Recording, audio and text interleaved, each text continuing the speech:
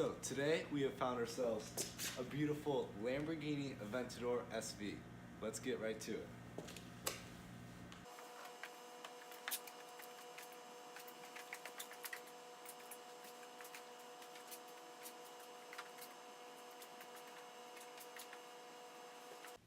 Okay, so this is the Lamborghini Aventador SV Roadster. It's a big old name, right? I'll help you dissect it a little bit. It's the Lamborghini brand, Aventador model, SV, which is an Italian super fast, but super veloce is what it originally stands for. And it's the Roadster, which means it's got no top. There's a dramatic difference between the Lamborghini Aventador SV and just the Lamborghini Aventador. To start out, this front bumper, completely different from the Lamborghini Aventador. It's much more aggressive and helps a lot more with aero. These wheels are track ready. They help because they're center lock, they're easy to change out. Again, the brakes, they're larger brakes than the regular Lamborghini Aventador. Right here you can see the LP 750-4 SV. So the regular Lamborghini Aventador says LP-750. And basically that's the amount of horsepower this car has. As we go across the back here, it is the SV decal. Like I said, it stands for Super Veloce in Italian, and in English that translates to super fast. So this is the super fast version of the Lamborghini Aventador. They also added these carbon fiber air ducts right here, this carbon fiber wing, and this super aggressive rear end that can't really get right now, but we'll move it up later and try to check it out. Look at that interior. It's just so insane. So not only did they do exterior upgrades, but they also did some interior. So here we are inside of the Lamborghini Aventador SV Roadster. Absolutely absurd. I mean, just look at all this detail, it's insane. I think we have found out that the SV is by far much better than the regular Aventador. So let's stop comparing the two and just focus on the beauty of this car. Okay, so here we are inside of the car. This car makes you feel like you're inside of a rocket ship. I mean, the seats hug you so tight, which is perfect for racing. Just all of the details within the car are absolutely insane. And here's your view in your center console right here in all this. It is actually fairly spacious for a supercar or for a very nice sports car. But if we're talking in terms of a daily driver, it's not very spacious at all. You would not be comfortable commuting in this to work, to say the least. What more can we do other than start the car up? I don't think much less. Here we go. This is probably one of my favorite parts about this car. Right here is the switch. Looks like you're getting ready to start up a fighter jet. Push that up, and you click it. Oh, absolutely absurd. Here we go.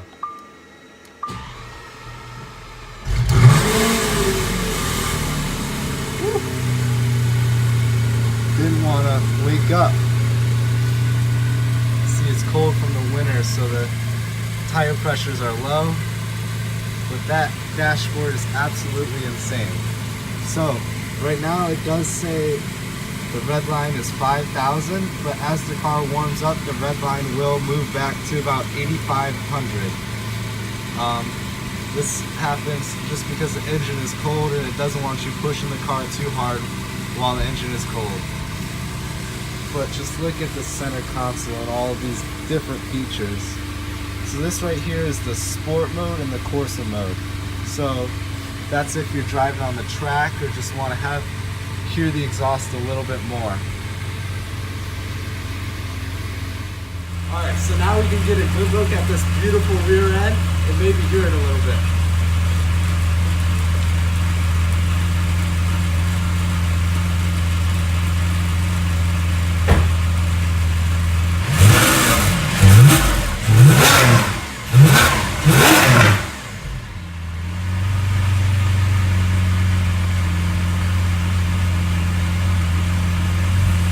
So you may be thinking, oh, this car is all show, no go.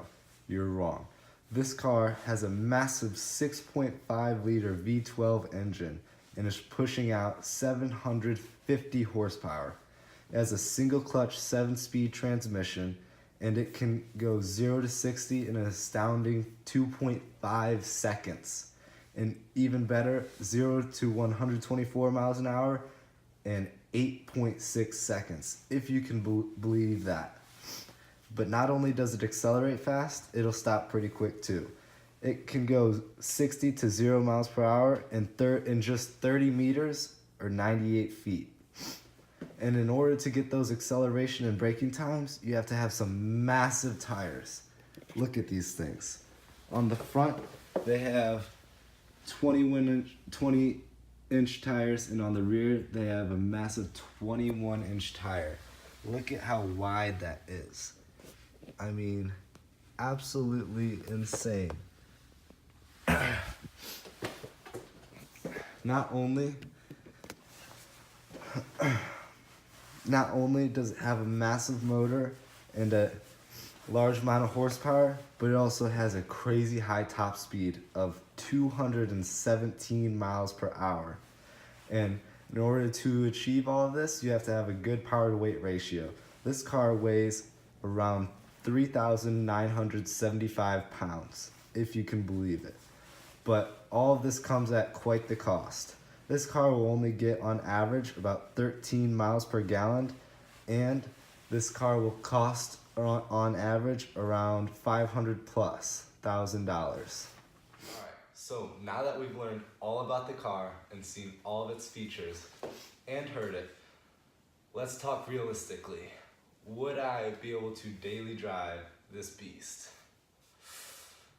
As much as I hate to say it, it's gonna be a no. There are too many race-ready features on this car in order for it to be a daily driver. But it could be a very fun weekend car, for sure. And that's what most of the owners use it for. Some of the owners use it to track, which it's meant to do. It is the track version of the Aventador. Sadly, this car has no chance of being daily driven. And if you daily drive your Aventador SV, you are absurd. There are so many features on this car that just make it crazy hard to our storage space. That's an essential thing for a daily driver, of course. But this car, unfortunately, has absolutely none of that.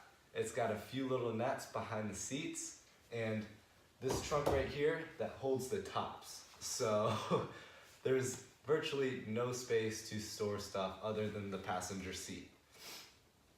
Another thing that does not allow this car to be a daily driver is the suspension. The suspension on this car is, again, ready for the track. So you're gonna feel every bump in the road. You can feel the paint lines on the road if you're merging lanes or whatever. Another thing is gonna be the single clutch.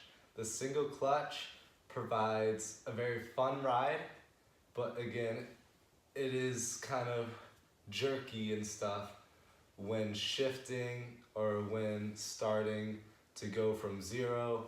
It will jerk you around a little bit and it will not provide a comfortable ride for a daily driver. Last but not least, and I could go on and on, but we'll keep the list short. Last but not least is the miles per gallon this car gets. It's only 13, like I said earlier. 13 miles per gallon on a daily driver. There's absolutely no chance. I would rather drive a Prius. I hate to say it, but I would rather drive a Prius than get 13 miles per gallon. Hey, you at least look good while you're doing it, right? So let's check out some of the storage space and some of this other stuff that won't allow it to be a daily driver. And then maybe we can talk about a weekend car or track car. Okay, so here we are on the inside again. And I forgot to mention, for a daily driver, these seats are tight and they are not comfy. They are carbon fiber and they have absolutely no adjustments to them other than forwards and backwards. That's it. There's no padding. There is very little. And here is your storage space right here. That little net. And then if we go to the front here, we can see if you put the tops on or leave the tops at home. So the tops go right up there. You could fit maybe, I don't know, 4 backpacks in there. That's about it. So daily driver, this car is going to be a hard pass. So another reason that this car would not be a great daily driver is because the entertainment system right here. It is Audi base entertainment system, so it's all the Audi electronics, but you cannot Bluetooth, and the aux cord adapter is right down here on the passenger side. But the thing about that is the adapter connects to an iPhone 4. The owners of these cars are not going to have an iPhone that old. Like, seriously, that is bad. Nevertheless, this car is a beautiful car, and for what it's made for, it is an excellent car. It will beat anything around the track. It holds the Nürburgring record at 7 minutes and 53 seconds, if I'm correct, which is absolutely insane. It beats the Porsche 918, which is $1 million+.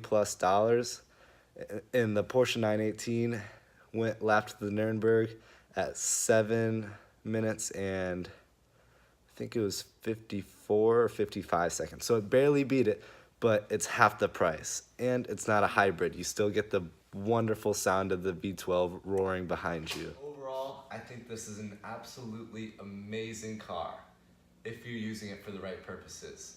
As a daily driver, not so much. You don't have the trunk space, the passenger space, the storage space. It's just not a comfortable drive. It is very bumpy. It's very tight on the inside. You can't connect your phone.